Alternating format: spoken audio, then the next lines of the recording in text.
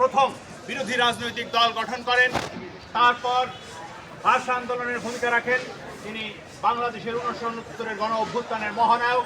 তিনি 71-এর স্বাধীনতা যুদ্ধের উপদেষ্টা হিসেবে ভূমিকা রাখেন এবং বাংলাদেশে তিনি প্রথম পাকিস্তানকে 1957 সালে কাকমারি সম্মেলন থেকে আসসালামু আলাইকুম জানিয়ে দিয়েছিলেন। মৌলানা ভাসানী হচ্ছেন সেই নেতা যিনি প্রত্যেকটি ঐতিহাসিক পর্বে আমাদের দিশা দিয়েছেন। মৌলানা ভাসানী যখন স্বাধীন বাংলাদেশে লুটতরাজ চাঁদাবাজি চলছিল, যখন কৃষক না খেয়ে থাকছিল, তখন তিনি দুর্ভিক্ষের বিরুদ্ধে আন্দোলন গড়ে তোলেন।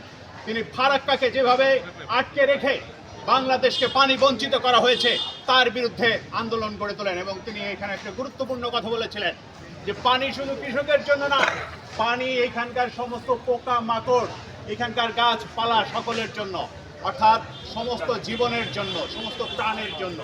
ফলে মৌলানা ভাসানীর যে ভূমিকা, সেই ভূমিকা আসলে শুধুমাত্র শোষিত বঞ্চিত মানুষের জন্যই নয়, এমনকি সমস্ত প্রাণের জন্য সেই পর্যন্ত আজকে বিস্তারিত হয়েছে।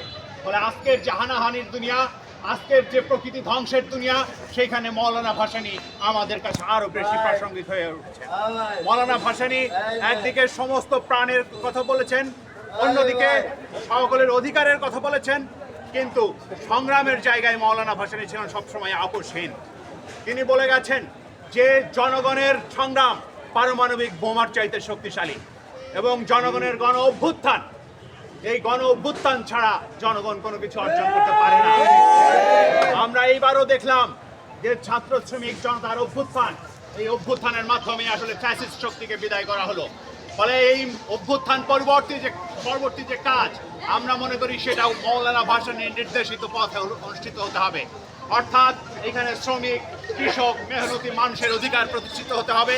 এই মৌলানা ভাসানী বলেছিলেন যে সংবিধানে কৃষকের অধিকারের কথা নাই, শ্রমিকের অধিকার নাই, তার দাবির নিশ্চয়তা নাই, সেই সংবিধান আমরা মানি না। আমরা এবার বলছি একই কথা যে সংবিধান হবে তাতে গণতান্ত্রিক অধিকার থাকতে হবে, বিরোধী দলের সমস্ত দলের মত প্রকাশের অধিকার থাকতে হবে, মানুষের মত প্রকাশের অধিকার থাকতে হবে। এইখানে একজনের হাতে ক্ষমতা কুক্ষিগত করা যাবে না, সকলের হাতে এই ক্ষমতার ভারসাম্য থাকতে হবে সমস্ত বিভাগের ভেতরে। রাষ্ট্রের আইন বিভাগ, বিচার বিভাগ এবং তার নির্বাহী বিভাগ, এর ভেতরে ক্ষমতার ভারসাম্য থাকতে হবে। এবং আমরা বলছি যে শ্রমিক কৃষকের অধিকার এর নিশ্চয়তা দিতে হবে। এইগুলোই হচ্ছে মৌলানার নির্দেশিত পথ। আমরা আজকে দেখছি এখনো পর্যন্ত বাংলাদেশের বিরুদ্ধে যারা পতিত স্বৈরাচার, তারা বাংলাদেশের বিরুদ্ধে ষড়যন্ত্র অব্যাহত রেখেছে। তারা বাংলাদেশের সার্বভৌমত্বের বিরুদ্ধে ষড়যন্ত্র করছে, ট্রাম্পের ছবি নিয়ে তারা নাটক করছে। এইগুলো আমরা অবিলম্বে এইগুলোর বিরুদ্ধে বাংলাদেশের জনগণকে ঐক্যবদ্ধভাবে সংগ্রাম গড়ে তুলতে বলি এবং আমরা মনে করি বাংলাদেশের জনগণ যদি ঐক্যবদ্ধ থাকে তাহলে এখানে একটা নতুন রাজনৈতিক বন্দোবস্ত আমরা প্রতিষ্ঠা করেই ছাড়বো এবং সেটা মৌলানা ভাসানীর পথে। মৌলানা ভাসানী আমাদের সংগ্রামের মাধ্যমে জীবিত থাকবেন, জীবিত আছেন এবং প্রাসঙ্গিক দিনের পর দিন আরও বেশি হয়ে উঠছেন। আপনাদের সকলকে অনেক অনেক ধন্যবাদ। কথা থেকে আসছে মৌলানা ভাসানী, লাউলাউলা সালাম, মৌলানা ভাসানী, চুপ চুপ জিও তুমি, মৌলানা ভাসানী, মৌলানা ভাসানী, চুপ চুপ জিও তুমি। যাও যাও যাও যাও, দুইবার হয়ে যাবে, থাকো, ধরো না, ধরো। হ্যাঁ, আপনি বলছিলেন, খুব আপনার বক্তব্য আমাদের খুব মনোমুগ্ধকর এবং মনোপ্রাণিত। এখানে যে বিষয়টি সংবিধান, আপনার কথাতে চলে আসতেছে সংবিধান সংস্কারের যে বিষয়, এই সংবিধান সংস্কারের বিষয়ে আপনাদের গণ অধিকার পরিষদের কি মতামত দিয়েছেন, আন্দোলন বা যে মতামত দিয়েছেন, এবং পাশাপাশি এই যে এইখানে যারা রয়েছেন তারা, আপনারা কি মনে করেন যে তাদের মতামতের ভিত্তিতে এই সংস্কারটা হতে পারে, বা আপনার সংবিধান যে একবারে কেটে ছেটে নতুন করে লিখনের মধ্যে আপনারা কোনো বার্তা দিচ্ছেন? আমরা মনে করি বাংলাদেশের যে বিদ্যমান সংবিধান, সেই সংবিধান হচ্ছে স্বৈরতান্ত্রিক কাঠামোকে জন্ম দিয়েছে এবং স্বৈরতান্ত্রিক কাঠামো বজায় রাখার সংবিধান। এবং এইখানে সংবিধানের ভেতরে প্রচুর জায়গায় আসলে আমাদের আপত্তির জায়গা আছে। হ্যাঁ, সেগুলো আমরা ডিটেইলে বিভিন্ন জায়গায় বলেছি এবং এইখানেও বলছি। আমরা যেটা মনে করি যে বাংলাদেশের যে সংবিধান, এই সংবিধানকে গণতান্ত্রিক করতে হবে। এই সংবিধানকে গণতান্ত্রিক করতে হলে এই সংবিধানের একটা বড় ধরনের বদল দরকার। এটাকে সংস্কারের কথাটার মাধ্যমে আসলে পুরোটা বোঝা যায় না। কয়েকটা ধারার শুধু সংশোধন বা এর মাধ্যমে এটা বোঝা যায় না, ফলে একটা বড় ধরনের বদল দরকার। বাংলাদেশের মুক্তিযুদ্ধের যে সত্যিকার লক্ষ্য ঘোষিত হয়েছিল, সাম্য, মানবিক মর্যাদা এবং সামাজিক ন্যায় বিচার, তার আদলে এই সংবিধানকে পুনর্গঠিত করতে হবে এবং 24-এর যে চেতনা, 24-এর মানুষের ভিতরে বৈষম্য বিরোধী তার যে চেতনা, সেই চেতনাকে ধারণ করতে হবে এবং এইটার ভিত্তিতে বাংলাদেশের সংবিধান নতুনভাবে তৈরি হবে বলে আমরা আশা করি। 72-এর এটা- সংবিধান এবং বর্তমানের যে আপনারা যে সংবিধান চাচ্ছেন তার মধ্যে তো কন্ট্রাডিকশন হয়ে যাবে কিনা সেই বিষয়গুলিকে আপনারা কোনো বিবেচনা এনেছেন কি? 72-এর সংবিধান অ্যাজ ইট ইজ যা আছে সেটা আসলে অগণতান্ত্রিক, ফলে 72-এর সংবিধানকে পরিবর্তন করতে হবে।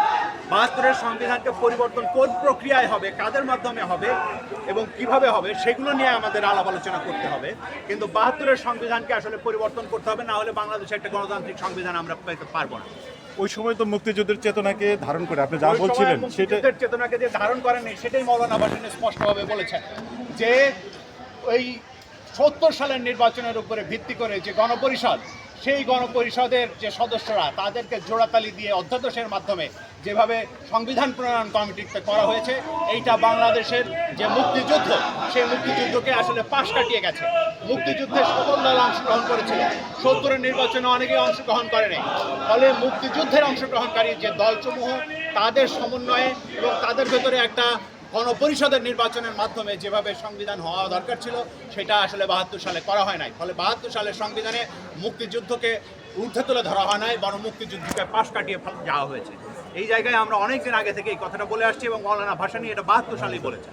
পাশাপাশি সর্বশেষ প্রশ্ন আপনার কাছে, এই অন্তর্বর্তীকালীন সরকার এই যে 3 মাস অতিবাহিত হলো, আমরা বিভিন্ন জায়গায় এখন অসন্তোষ দেখছি, আপনারা কি দেখছেন? তাদের কার্যক্রমে কি আরো গতি আনা দরকার কিনা? তাদের যে কার্যক্রম, সেই কার্যক্রমে স্বচ্ছতা রয়েছে কিনা? আমরা মনে করি যে অবশ্যই তাদের কার্যক্রমে আরও গতি আনা দরকার। কারণ হচ্ছে যে এখনো পর্যন্ত আমরা দেখছি যে মানুষের জানমালের নিরাপত্তা প্রতিষ্ঠিত হয় নাই, দ্রব্যমূল্য এখনো পর্যন্ত মানুষের কমে নাই, ফলে এই সমস্ত ক্ষেত্রে অবশ্যই তাদের গতি আনা দরকার, সংস্কার কাজে গতি আনা দরকার। এবং আমরা এটার জন্য একটা প্রস্তাবও করেছিলাম যে বিভিন্ন দলের সঙ্গে যেভাবে তাদের আসলে পার্থক্য তৈরি হচ্ছে বা দূরত্ব তৈরি হচ্ছে, সেটার জন্য একটা রাজনৈতিক পরিষদ গঠন করার জন্য, একটা জাতীয় রাজনৈতিক পরিষদ গঠন করে যাতে সবার সঙ্গে আলাপ আলোচনা করা যায় এবং তার মাধ্যমে একটা কাজে গতি আসে, সবার ভেতরে একটা স্বচ্ছতা থাকে এবং জবাবদিহিতার জায়গা থাকে, সেইটার জন্য আমরা প্রস্তাব করেছিলাম। আমরা মনে করি সেটা এখনও খুবই প্রাসঙ্গিক। এখনও পর্যন্ত যে সরকার যেভাবে চলছে, যদি এই কাজটা করে তাহলে দ্রুততার সাথে এই কাজগুলো আসলে করতে পারবে এবং জাতি তার কাঙ্ক্ষিত লক্ষ্যে পৌঁছাবে। অন্যান্য দলের তো তারা সবাই নির্বাচনকে দাবি করছে, আপনি এই অসন্তোষের জন্যই তারা কি নির্বাচনের জন্য দাবি করছেন? অন্য কোনো তারা নির্বাচনের দাবি করছে কেন সেটা তারা ব্যাখ্যা দিলে ভালো হয়। আমি এই ব্যাখ্যাটা তাদের কাছে থেকে তাদের হয়ে দিতে চাচ্ছি না। আমি যেটা বলতে চাই যে আমরা যেটা মনে করি যে বাংলাদেশে একটা নির্বাচন করার জন্য অনেকগুলো সংস্কার দরকার আছে, সেই সংস্কারগুলো না হলে আসলে একটা প্রকৃত অর্থে সুষ্ঠু নির্বাচনও সম্ভব। ধন্যবাদ।